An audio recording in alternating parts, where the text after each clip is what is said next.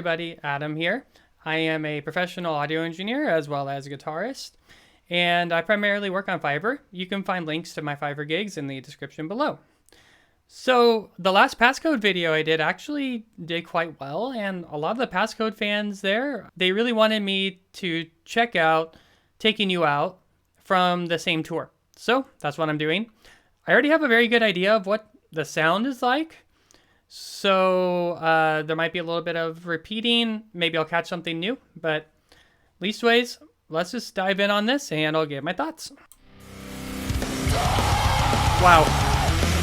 Goes right into it, man. Tons of energy. I love her screaming. I know I said in last video, but her screaming has a lot of high overtones that I really like. Kind of help her stand out a little bit. They're very tight. That was interesting. When she was talking, there was no vocoder. So that's something that the live engineer probably turns on and off.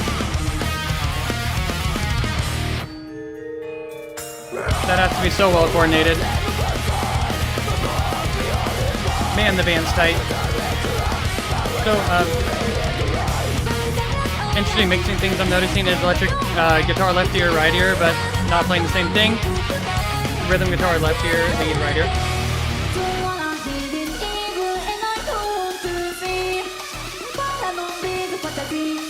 Vocoder works so well with the live performance.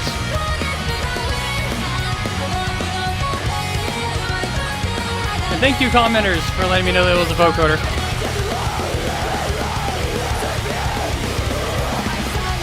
And the screamer with the short hair is just another level good, man.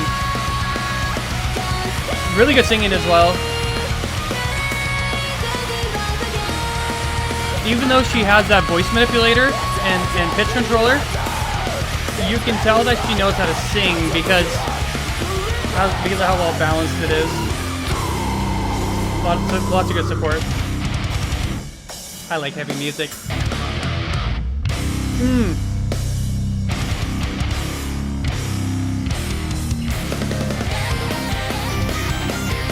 I love this part of the J metal sound. Very cool synth work.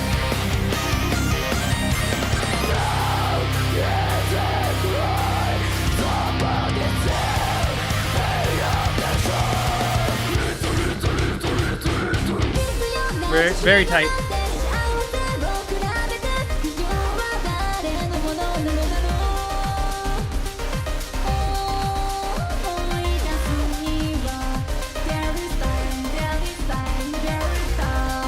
Very impressive live engineering that they're able to keep all of these ladies at the same sound level, as well as not letting the bad track dominate.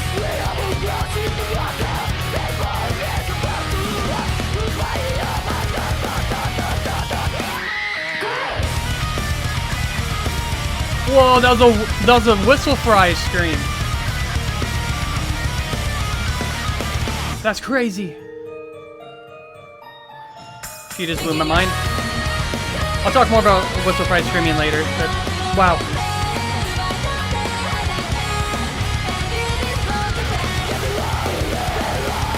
They're so tight. I will say, like, the live engineering did a very good job of isolation. Like, everything has its own place, like both in the live mix and in the post-production mix. Very hard to do with a venue that large.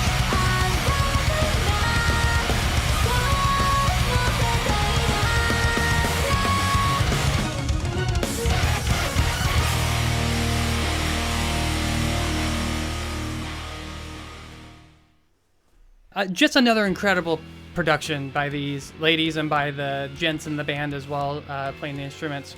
Many of you probably don't know this, but I'm a false chord screamer. So I'm well versed enough in like screaming and singing techniques to like understand when I hear something. And I'm pretty sure that high scream, like it wasn't a yell, it's called a whistle fry. And whistle fry screams are very hard to pull off safely. And the fact that she pulled one off that effortlessly live and just nailed it without like sounding off or without having like a voice crack or anything like that is incredible. Incredible. There's other like really good Japanese bands that also use the whistle fry scream. So another very famous Japanese metal band that is very, very good at using this whistle fry scream is called Durian Gray. Durian Gray's vocalist is amazing, and he does that's kind of similar high scream sound.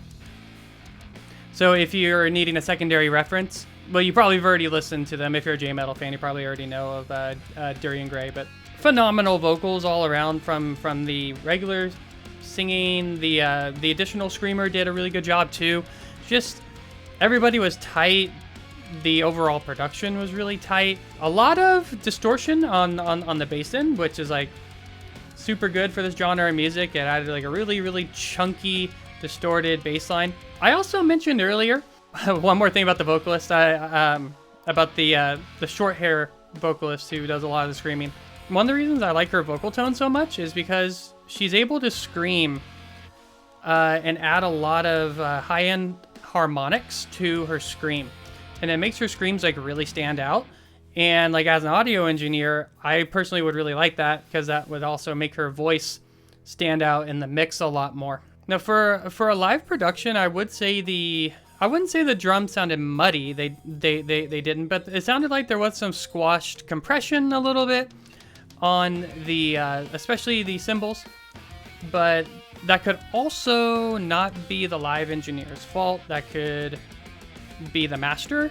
So like when you're mastering things after the mix is over, sometimes there can be some squashing and the cymbals get like ringy and muddy a little bit. That's like the only thing that I would like change about this. Even so, that's such a minor change, like no one would even really notice. Like the only reason why I notice is because I'm an audio engineer and I critically listen to this stuff. The mixing engineer does such a good job of keeping all four of the women level. That has to be tricky. And also something that I noticed was that the vocoder was off on the first woman who was just talking and introducing the name of the song. She didn't have the vocoder on. For some reason, I was thinking that was something that was like, once it's on, and maybe you can't turn it off. Man, if you're gonna do something like that, the responsibility of the vocoder is all on your live audio engineer for making sure that it's on and off at the right times. If you turn that on like a minute too early or something, or 30 seconds too early, and she talked into the voice coder, that would have sounded like a T-Pain song. They have to be so well rehearsed, like with their live audio engineer, to really know what's like going on, to know which one is going to talk at what point, to know like, are they going to do any kind of ad-libbing, or are they just going to stick like right to the music, which is what it sounds like they do based on what I was hearing and in this song and the song Freely that I checked out in one of my more recent videos. Overall, man, I would see if they sound that good live, I'd go for sure. I would love to see them live, and Japan's not too far away from where I live actually, so it would be fun to jump over there and actually get to see them. Definitely on the travel bucket list for me. Cool, really good stuff. If you're liking the content so far, make sure you hit the like button and the subscribe and bell button. Leave me a comment down below. You guys have been so nice to me so far, and I really enjoyed your suggestions. And if these videos continue to do as well as they have, I think I'm going to be doing like a J-Metal song a week at this point. There's also a lot to check out. Like the genre is so good. It's so polished. Good productions. I'm already familiar with Double Loof. I would love to react to one of their songs on here because their productions are crazy and I love the vocalist. If you are in need of any musical work done on your rock or metal song, whether that's mixing or playing guitar, then hit up my links in the description below for my Fiverr gigs. I can help you out, and I would love to. I am also on Patreon as well. Those links are in the description below if you want to go the extra mile and support me there. That would be awesome. And one last thing. So my band, Circles of Namibia, is right there. You can check out the merch store in the description below, where that's my band, by the way. We're on Teespring. It's instrumental progressive metal. The music links to where it all began, my debut album, is all down there as well. If you're so interested in supporting me in that way, that would be super cool and great. Again, thank you so much for watching it all the way to the end of the video. I really do appreciate it. Hope you have a good day, and I'll see you in the next video. Bye-bye.